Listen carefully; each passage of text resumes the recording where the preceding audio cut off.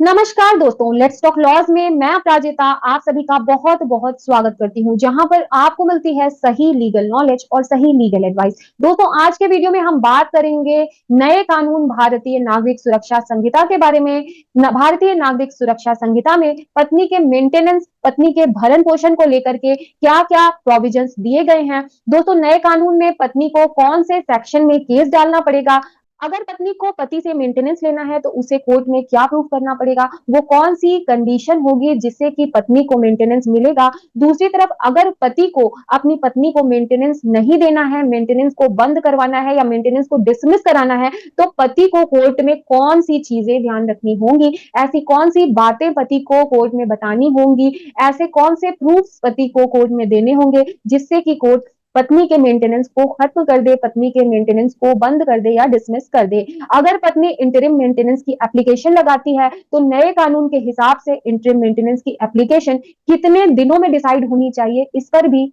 हम इस वीडियो में बात करेंगे। और जब इंटरिम मेंटेनेंस या मेंटेनेंस फाइनलाइज होगा या फिक्स होगा तो वो कब से पत्नी को मिलेगा, क्या डेट ऑफ ऑर्डर से मिलेगा या डेट ऑफ एप्लीकेशन से मिलेगा, इस पर नए कानून का क्या कहना है, ये बात भी आज की इस वीडियो में हम जानेंगे। तो वीडियो बहुत ही ज्यादा इंपॉर्टेंट है, तो इसलिए इस वीडियो को आप पूरा एंड तक जरूर देखिएगा ताकि आपको पूरी जानकारी मिल सके। अगर आपने अभी तक हमारे चैनल को सब्सक्राइब नहीं किया है तो हमारे चैनल को तुरंत सब्सक्राइब कर दीजिए, साथ ही इस वीडियो को लाइक कर दीजिए, बेल नोटिफिकेशन बटन ऑन कर लीजिए ताकि फ्यूचर में आने वाली वीडियोस का नोटिफिकेशन आप तक पहुंच सके। इन केस अगर आप हमसे कॉन्टैक्ट करना चाहते हैं तो आपको डिटेल्स डिस्क्रिप्शन बॉक्स में मिल जाएंगी, आप हमसे कॉन्टैक्ट भी कर सकते हैं। तो चलिए वीडियो को शुरू करते हैं। तो दोस्तों, सबसे पहले हम बात करेंगे कि अब कौन सी धारा, कौन से सेक्शन के तहत पत्नी पति से मेंटेनेंस ले सकती है। देखिए, हम बात कर रहे हैं आज की वीडियो में भारतीय नागरिक सुरक्षा संहिता यानी कि बीएनएसएस की, यानी कि सीआरपीसी को इसने अब रिप्लेस कर दिया है। तो सीआरपीसी का जो सेक्शन था वो सेक्शन 125 था, तो अब उसकी जगह बीएनएसएस यानी कि भारतीय नागरिक सुरक्षा संहिता का सेक्शन 144 है, चैप्टर नंबर 10 है, जिसके तहत पत्नी को अपने पति से मेंटेनेंस मिल सकता है, यानी कि पत्नी अपने पति से मेंटेनेंस ले सकती है या मेंटेनेंस क्लेम कर सकती है। देखिए, ये सेक्शन बिल्कुल क्लियरली कहता है कि अगर कोई भी व्यक्ति यानी कि कोई भी पति जिसके पास में सफिशिएंट इनकम सोर्स है, वो अपनी पत्नी को या तो निग्लेक्ट करता है या अपनी पत्नी को अगर वो मेंटेनेंस नहीं देता है, मेंटेन करने से अपनी पत्नी को रिफ्यूज कर देता है, तो अब अगर ऐसी स्थिति है तो इसमें निग्लेक्ट करने का मतलब है कि पत्नी और पति साथ में रह रहे हैं लेकिन पति अपनी पत्नी को घर का खर्चा नहीं दे रहा है, पत्नी को मेंटेन नहीं कर रहा है, पत्नी के किसी भी तरह के पर्सनल खर्चों को पत्नी को नहीं दे रहा है, पत्नी को किसी भी तरीके से पति जो है वो मेंटेन नहीं कर रहा है। दूसरी तरफ अगर पत्नी अपने पति से घर खर्च मांगती है, मेंटेनेंस मांगती है, तो पति रिफ्यूज कर देता है और वो उसको घर का खर्चा नहीं देता है, तो ये रिफ्यूजल में आ जाता है।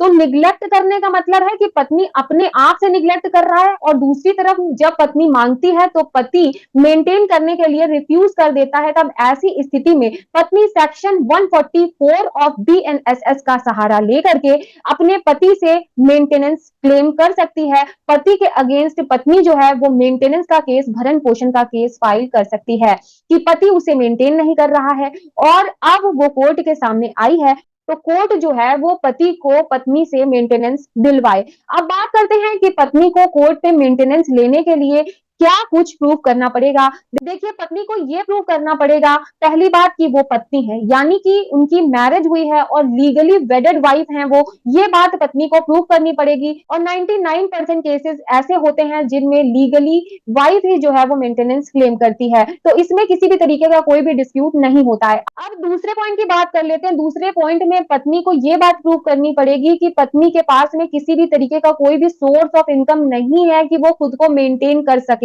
उसके पास यानी कि वाइफ के पास में किसी भी तरीके की कोई जॉब या रोजगार नहीं है, कोई भी बिजनेस पत्नी के पास में नहीं है जिससे कि वो अपना गुजारा, अपना भरण पोषण कर सके। पत्नी को यह बात प्रूव करनी होगी कि पत्नी अपना भरण पोषण करने में सक्षम नहीं है। अगर पत्नी कोर्ट में यह बात प्रूव कर देती है कि वो अपने आप को मेंटेन नहीं कर सकती है, उसके पास किसी भी तरीके का कोई सफिशिएंट सोर्स ऑफ इनकम नहीं है, तो पति के पास में अगर सफिशिएंट सोर्स ऑफ इनकम है लेकिन पति उसे निग्लेक्ट कर रहा है, पत्नी को मेंटेन नहीं कर रहा है या मेंटेन करने से रिफ्यूज कर रहा है, तो ऐसे में पत्नी पति से मेंटेनेंस ले सकती हैं। तो एक तरीके से पत्नी को अपना पक्ष जो है वो कोर्ट के सामने रखना है और पत्नी को ये बात प्रूव करना है। अगर दूसरी तरफ पति ये चाहता है कि पत्नी के मेंटेनेंस को खारिज अगर पति कराना चाहता है, तो पति को क्या कुछ कोर्ट के सामने रखना पड़ेगा, क्या कुछ कोर्ट के सामने पति को प्रूव करना पड़ेगा। तो देखिए, पति के लिए जो प्रोविजंस हैं वो सेक्शन 144 बी एनएसएस के सब सेक्शन 4 में दिए गए हैं, जो कि ये कहता है कि वाइफ कभी भी मेंटेनेंस के लिए एंटाइटल्ड नहीं होगी, ना ही उसे फाइनल मेंटेनेंस मिलेगा और ना ही उस वाइफ को इंटरिम मेंटेनेंस मिलेगा, ना ही उसे किसी भी तरीके के एक्सपेंसेस मिलेंगे अगर पत्नी एडल्ट्री में रह रही है, यानी कि पत्नी के शादी के बाहर किसी तरह के कोई संबंध है। ऐसी पत्नी को किसी भी तरीके का मेंटेनेंस नहीं मिलेगा, ऐसी पत्नी मेंटेनेंस के लिए एंटाइटल्ड नहीं होगी। तो अगर पति ये बात प्रूव कर देता है कि पत्नी एडल्ट्री में रह रही है, तो पति मेंटेनेंस देने से बच सकता है, पति को मेंटेनेंस ऐसे में नहीं देना पड़ेगा। कोर्ट पत्नी के मेंटेनेंस को ऐसी सिचुएशन में डिसमिस कर देगी, एप्लीकेशन को डिसमिस कर देगी। तो दूसरा पॉइंट ये है कि अगर पति कोर्ट के सामने ये प्रूव कर देता है कि पत्नी खुद उसके साथ नहीं रहना चाहती है, तो ऐसी सिचुएशन में भी पति अपनी पत्नी के मेंटेनेंस को खारिज करवा सकता है, खत्म करवा सकता है। फॉर एग्जाम्पल, मान लीजिए कि पति पत्नी का लड़ाई झगड़ा होता है और पत्नी अपना ससुराल छोड़ करके मायके चली जाती है। इसके बाद में पति पत्नी को बुलाने की कोशिश करता है, लेकिन पत्नी जो है वो वापस नहीं आती है, बल्कि वो आने से मना कर देती हैं। वो ये कहती हैं कि अब वो पति के साथ में नहीं रहना चाहती हैं। तो ऐसे में भी अगर पति को ये चीज, अगर हस्बैंड जो है वो प्रूव कर देता है, तो पत्नी के मेंटेनेंस को पति खारिज करवा सकता है, खत्म करवा सकता है। अब इसी में एक पॉइंट और भी है जिसे पति यूज कर सकता है, वो ये है कि अगर वो दोनों यानी कि पति पत्नी आपसी सहमति से, म्यूचुअल कंसेंट से एक दूसरे से सेपरेट रह रहे हैं, अलग अलग रह रहे हैं, यानी कि दोनों के बीच में किसी तरीके का कोई मन मुटाव, लड़ाई झगड़ा चल रहा है, जिसकी वजह से वो दोनों ये बात डिसाइड किए हैं कि वो अलग अलग रहेंगे, म्यूचुअल कंसेंट से वो अलग अलग रह रहे हैं, सेपरेट रह रहे हैं, कि अब हम एक दूसरे के साथ में नहीं रहेंगे। अगर ये चीज पति कोर्ट के सामने प्रूव कर देता है, तो ऐसी सिचुएशन में पति जो है वो पत्नी के मेंटेनेंस को डिसमिस करवा सकता है, खत्म करवा सकता है। दोस्तों, नए कानून में एक प्रोविजन ये भी दिया गया है, जो कि सब क्लॉज नंबर 5 में है, कि अगर केस के दौरान पति इनमें से किसी भी चीज को प्रूव नहीं कर पाता है और कोर्ट पत्नी के फेवर में मेंटेनेंस का ऑर्डर अगर कर देती है, लेकिन बाद में पति को ये प्रूफ अगर मिल जाता है कि पत्नी एडल्ट्री में रह रही है, या बिना किसी रीजन के पत्नी जो है वो पति से अलग रह रही है, उसके साथ में रहने से मना कर रही है, या फिर पति पत्नी दोनों में आपसी सहमति से अलग होने का फैसला हुआ था, अगर ये चीजें पति बाद में भी प्रूफ कर देता है, तो ऐसे में मजिस्ट्रेट जिसने ऑर्डर पास किया है उसे कैंसिल करना होगा। यानी कि ऐसा नहीं है कि अगर पत्नी की फेवर में मेंटेनेंस का ऑर्डर एक बार हो जाए तो वो ऑर्डर जो है वो कैंसिल नहीं हो सकता।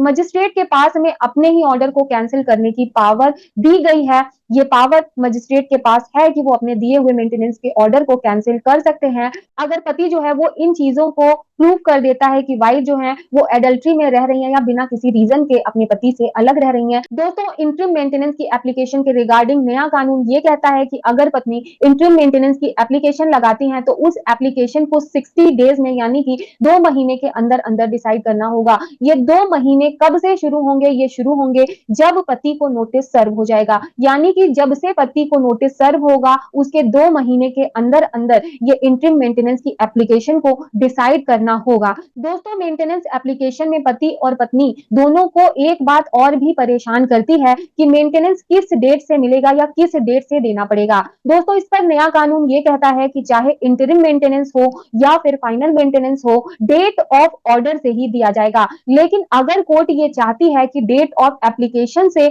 इंटरिम मेंटेनेंस या फाइनल मेंटेनेंस दिया जाए, तो अगर कोर्ट चाहती है कि डेट ऑफ एप्लीकेशन से दिया जाए, तो ऐसे में कोर्ट को उसमें स्पेशल ऑर्डर करना पड़ेगा। तो ऐसे में कोर्ट को स्पेशली ऑर्डर करना पड़ेगा और एक्सप्रेसली लिखना पड़ेगा। इस पर ऑनरेबल सुप्रीम कोर्ट ने अपनी landmark judgment Rajnish versus Neha में काफी ज्यादा डिटेल में बताया है, जिसमें सुप्रीम कोर्ट ने यह बताया है कि हर केस में मेंटेनेंस डेट ऑफ ऑर्डर से दिया जाएगा, लेकिन अगर कोर्ट को यह लगता है कि एक्सेप्शनल सर्कमस्टेंसेस हैं, तो रीजन देकर के कोर्ट इसे डेट ऑफ एप्लीकेशन से भी कर सकती है। दोस्तों, मेंटेनेंस केस में पति कई बार ये भी कंडीशन रख देता है कि वो पत्नी को मेंटेन करने के लिए तैयार है और पत्नी उसके पास में आकर रहे। तो ऐसे में नया कानून ये कहता है कि मजिस्ट्रेट पति की बात माने, ऐसा जरूरी बिल्कुल भी नहीं है। अगर मजिस्ट्रेट को यह लगता है कि पत्नी के पास पति से अलग रहने का कोई सफिशिएंट रीजन है, तो मजिस्ट्रेट पति की रिक्वेस्ट को कंसीडर नहीं करेगा। और पति के ऑफर को कंसीडर नहीं करेगा।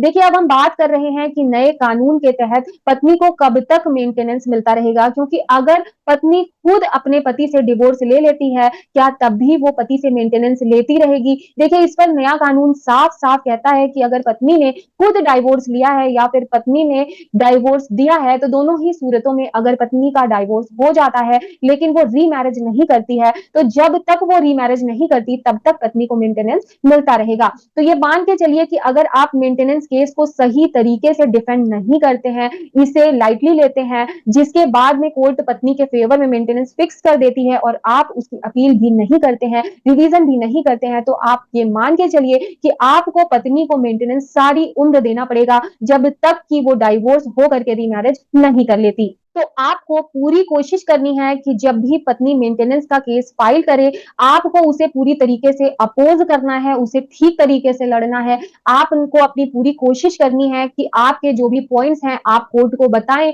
और कोर्ट के सामने अपना पक्ष रखें, अपनी बात को प्रूव करें, ताकि आप पत्नी के मेंटेनेंस को डिसमिस करवा सकें, खारिज करवा सकें। अगर फिर भी आपको उसमें सफलता नहीं मिलती है, तो आप उसकी रिवीजन और अपील जरूर फाइल कीजिए। और अब आप जो भी करेंगे, आपको बीएनएसएस यानी कि भारतीय नागरिक सुरक्षा संहिता के तहत ही करना है। पुराने कानून को आपको देखना नहीं है, उसे आपको पढ़ना भी नहीं है। अगर आपका ऑलरेडी केस चल रहा है, यानी कि 1 जुलाई 2024 से पहले ही आपका मेंटेनेंस केस चल रहा है, तो आप पुराने केस के तहत ही आप अपना केस लड़ेंगे, आपका केस पुराने कानून के तहत ही चलेगा। अगर उसमें कोई भी नई एप्लीकेशन, नई पिटीशन, नई अपील, नया रिवीजन आप डालते हैं, तो वो आपको नए कानून यानी कि बीएनएसएस के तहत ही डालना है। तो ये था आज का वीडियो। उम्मीद करती हूँ कि आपको ये वीडियो पसंद आई होगी। वीडियो पसंद आई हो तो वीडियो को लाइक कीजिएगा, चैनल को सब्सक्राइब करके जाइएगा, अपने फ्रेंड्स एंड फैमिली के साथ शेयर कीजिएगा। अपना ख्याल रखिएगा। फिर मिलती हूँ नई इंफॉर्मेटिव वीडियो के साथ। Till then bye bye.